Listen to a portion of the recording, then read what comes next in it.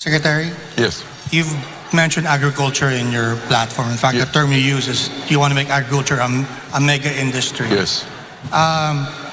There are a lot of problems in agriculture, Yes.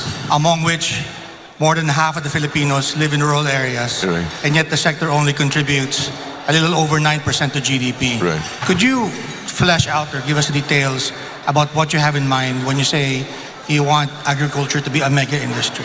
First and foremost, we want agriculture to be a mega industry. Let me address first the last part of your question, that it only contributes something like 9%. And that's not due to them. That's due to government neglect. You know? Hindi naman sinusuportahan eh. Katulad niyan sasabihin, may nakausap ako na business consultant. I'm sure if I mentioned him, you would know this person. Pero sabi niya, hindi kasi competitive yung mga natin, mga farmers natin. Paano mo naman ilalaban yan sa Vietnam tsaka sa Vietnam tsaka Thailand? Kompleto sila ng suporta. Tayo wala. We actually, it's really a benign, I don't know if it's benign, but it's neglect. You know? So anyway, going back to that, the other part of your question, how do we want to address that? How do you realize your vision of creating a mega agriculture industry? Yeah, what we'd like to do first and foremost is, as soon as possible, is to create a board of agricultural investment. You know, to get people who are actually practitioners, not just experts in the trade itself, but actually those who have experience and those who have financial understanding, so that we could create, we could raise bonds, for example, so that we could use that, and also so that we can specifically create a whole ecosystem. I keep going back to this ecosystem, and address, for example, that number one problem. Why, for example, those who actually experience the worst hunger, the worst privation, or the most vulnerable are those in the agricultural sector. There is a moral component to this. For example, when we talk to, kung pinag-uusapan natin na lumalaki ang GDP natin, pero meron tayong 23 to 26 million na katao na mahirap. At aside from yung mahirap sila, meron pang 12.5 million people na nakakaranas ng gutom. Nakakaranas sila ng gutom. At ang isa sa mga tao na I talked with, sabi ko, he was the manager of a huge plantation in Mindanao. And sabi ko, bakit ganito ang puso mo? Sabi niya, kasi nakikita ko ang gutom ng tao. So basically, kaya natin pinapasok ito, dahil lang sa unang-una, pwede kasing mangyari na lumaki ang agrikultura pag tinutukan natin.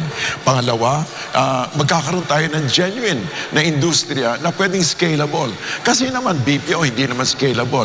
A lot of the MSMEs, a lot of them, I'm not just talking about the micro, I'm talking about the medium. Mga traders, puro angkat. You know, the products come from China or some other areas, no? So the point is, kailangan natin ng isang industriya na scalable, na pwedeng kumita, na pwedeng magbigay ng trabaho, na ma-address yung gutom, at it can also address inflation. So,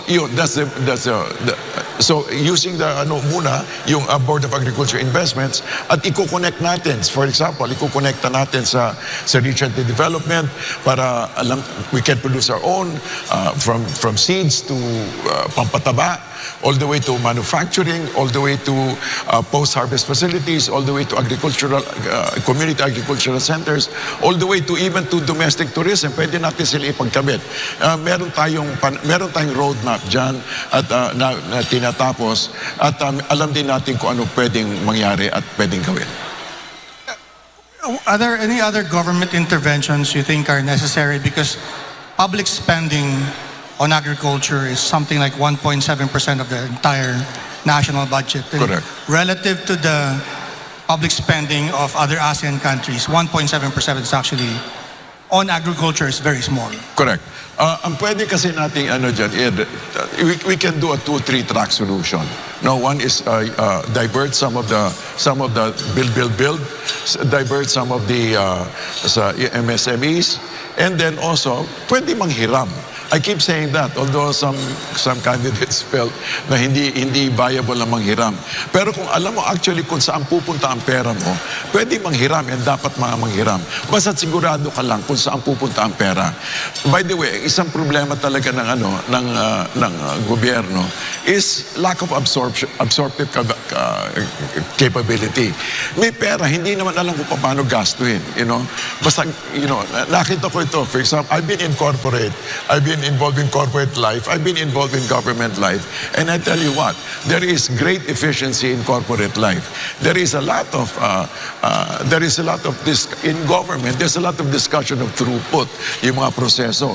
Pero at the end of the day, kulang talaga sa output. No offense meant, pero yun ang talaga nakikita ko. So kailangan talaga ng, well, we want to involve more people who are yun talagang may expertise at talagang may experience at alam nila yung ginagawa nila, lalo na sa agrikultura.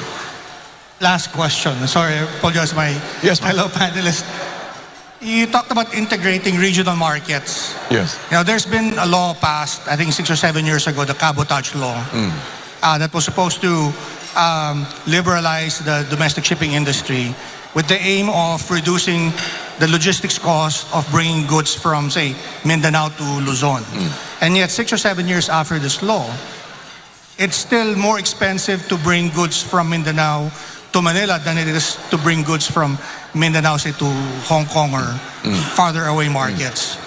What can be done? I mean, the law is already there. Will, I suppose. Political will. You know, if the current administration can say, let's finish the bill, we can actually, if it's already there, we can actually implement it. Yeah, yung sinasabi niyo, cabotage law.